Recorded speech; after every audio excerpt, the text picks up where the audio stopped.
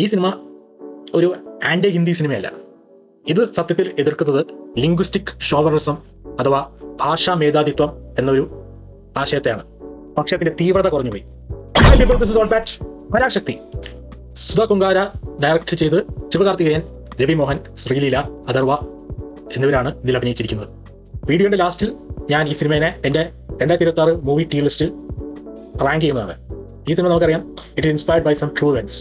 അതുകൊണ്ട് തന്നെ ഇവർ ആ ചിത്രീകരിച്ചിരിക്കുന്ന കാലഘട്ടത്തിലേക്ക് നമ്മളെ കൊണ്ടുപോകാൻ ഇവർക്ക് ആ ഒരു രീതിയിൽ അവരുടെ മേക്കിംഗ് കൊണ്ടും സെറ്റ് ഡിസൈൻ കൊണ്ടും കളർ ഗ്രേഡിംഗ് കൊണ്ടും വളരെ ബ്രില്യൻ്റായി സാധിച്ചിരിക്കുന്നു. ഈ സിനിമ ഡിസ്കസ് ചെയ്യുന്ന വളരെ സീരിയസ് ആയിട്ടുള്ള ടോപ്പിക്കാണ്. പക്ഷേ ആ സീരിയസ്നെസ് അത്ര പ്രോപ്പറായി കൺവേ ചെയ്യാൻ സിനിമയ്ക്ക് പറ്റിയിട്ടില്ല. ഇതുപോലത്തെ സിനിമകളിലൊക്കെ ലവ് ട്രാക്ക് സത്യം പറഞ്ഞാൽ എനിക്ക് ഒട്ടും ഇഷ്ടമല്ല. Like love track okay, hero ആണ്, ഒരു ലവ് സ്റ്റോറി വേണം, ഒരു ചെറിയൊരു കൊമേഴ്ഷ്യലൈസ് ചെയ്യാൻ വേണ്ടി ഒരു ലവ് ട്രാക്ക് വേണം. അതിനുവേണ്ടി ഒരു പാട്ടിട്ടു, പിന്നെ അത് കഴിഞ്ഞിട്ട് ഇൻട്രോയിൽ കഴിഞ്ഞിട്ട് ഇതിൻ്റെ ഏറ്റവും റെവല്യൂഷനിൽ പീക്കിലെത്തുമ്പോൾ വീണ്ടും ഒരു റൊമാൻറ്റിക് സോങ് കൂടി ഇട്ടേക്കും. ഇത് നമ്മൾ വല്ലാണ്ട് സിനിമയിൽ നിന്ന് പുറത്തോട്ട് വയ്ക്കും. പിന്നെ ഇതിനകത്ത് ബെസ്റ്റ് പെർഫോമൻസ് രവി മോഹൻ. പുള്ളി ഒരു അപാര വില്ലനാണ് അത്. ലൈക്ക് ഒന്നും പറയാനില്ല. രവി മോഹൻ ഇതിനകത്ത് വലിയൊരു ഒപ്രസീവ് ഫോഴ്സാണ്. എന്നുവെച്ചാൽ ഒരു അടിച്ചമർത്തലാണ് പുള്ളിന് മെയിൻ. പക്ഷേ ഇയാൾക്ക് എതിര് നിൽക്കുന്ന ഒരു റിബല്യസ് ഫോഴ്സ് അതത്രയ്ക്കില്ല. ഇവർക്ക് അത്ര പുൾ ഓഫ് ചെയ്യാൻ പറ്റിയിട്ടില്ല. ആ ഒരു റിബല്യസ് ഫോഴ്സിന്റെ ആ ഒരു ഫയർ വളരെയധികം കുറവായിരുന്നു. അതുകൊണ്ട് തന്നെ നമുക്ക് അവസാനം തിരിച്ചടിക്കുമ്പോൾ പോലും നമുക്ക് ആ ഒരു യെസ് എന്ന് പറയാൻ തോന്നുന്നില്ല. അതിന്റെ മെയിൻ കാര്യം ഇവരുടെ പെർഫോമൻസ് ആണ്. ഞാൻ പറയാം, രവി മോഹൻ വെച്ച് ബാക്കിയുള്ള എല്ലാവരുടെ പെർഫോമൻസ് വളരെ ഓക്കെ ആയിരുന്നു. അതുപോലെ തന്നെ ഇതിനകത്ത് കുറെ ആൾക്കാർ മരിക്കുന്നുണ്ട്. പക്ഷെ ആ മരിക്കുന്ന ഒരു ഇന്റൻസിറ്റി നമ്മളിലേക്ക് കമ്മ്യൂണിക്കേറ്റ് ചെയ്യാൻ ആക്ടിങ്ങിലൂടെ ഇവർക്ക് പറ്റുന്നില്ല.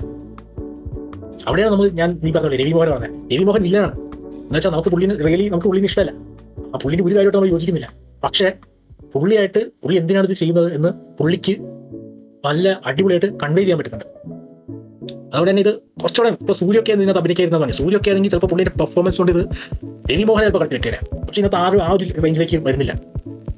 അതുകൊണ്ട് ഇതൊരു one time watchable average movie ആയിട്ടാണ് എനിക്ക് തോന്നിയത്. ഇൻട്രോൾ ടൈമിലൊക്കെ ഒരു ഭയങ്കര നല്ലൊരു പഞ്ച് തരാൻ പറ്റുന്ന ഒരു സീൻ ഉണ്ടായിരുന്നു. പക്ഷെ ആ സീനും വലിയ എന്താ അറിയില്ല, മ്യൂസിക്കിന്റെ ആണോ എന്തിന്റെ ആണോ ഒരു സൂണില്ല. അതുപോലെ തന്നെ പല സദേൺ സ്റ്റേറ്റ്സിൽ നിന്ന് കുറച്ച് ആക്ടേഴ്സ് വരുന്നുണ്ട്. ആരൊക്കെയാണെന്ന് പറയുന്നില്ല. അവരുടെ എൻട്രൻസിന്റെ ഒരാൾ നമ്മളുടെ ഒരാൾ വെച്ച് ബാക്കിയുള്ള ഒരാളുടെയും എൻട്രൻസ് നമുക്ക് അങ്ങനെ അത്രയ്ക്ക് പഞ്ച് ഫീൽ ചെയ്തിട്ടില്ല. സോ പരാശക്തി ഞാൻ 2026 മൂവി ടീ ലിസ്റ്റിൽ